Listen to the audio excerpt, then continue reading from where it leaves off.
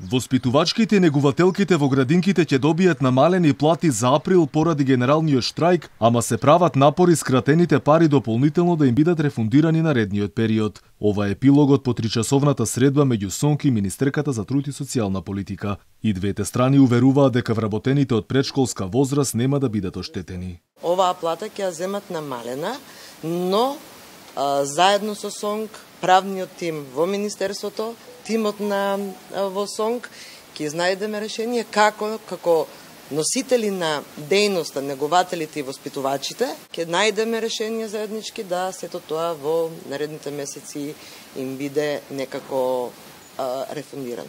Прашањето за исплата на плати за предучилишните установи ќе се регулира во новиот колективен договор со кој СОНК и ресорното министерство веќе во вторник ќе формираат нови работни групи. Новиот колективен договор кој завршува во јуни треба да понуди нови решенија кои ќе значат унапредување на предучилишното згрижување и воспитување.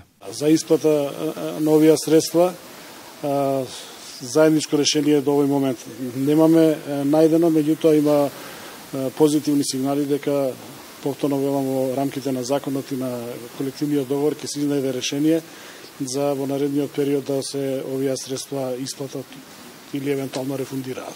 Иако власта и СОНК се поблиску до договор, конечниот збор ќе го каже министерот за образование веќе в петок, кога ќе се знае дали наставниците ќе добијат 18% изголемување. Од професорската фела за жал не се оптимисти. До она што навистина е потребно до 18% не верувам дека ќе дојдат, а тие ги заслужиле 18% и се што е помалку од 18% представува изигрување на наставниците.